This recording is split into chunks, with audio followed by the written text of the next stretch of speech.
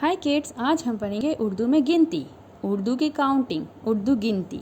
Okay, let's start. एक, one को एक कहते हैं उर्दू में। एक, दो, दो, वन टू दो, एक दो दो।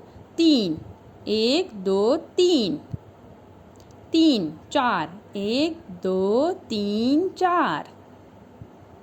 पाँच, एक दो तीन चार पाँच, पाँच। छः, छः केले, छः। सात, एक दो तीन चार पाँच छः सात। आठ, आठ स्ट्रॉबेरी, आठ, आठ। नौ, नौ माल्टे, नौ। दस, दस नाशपाती, दस, दस। Thank you for watching kids. अपना ख्याल रखिएगा। Take care, bye bye.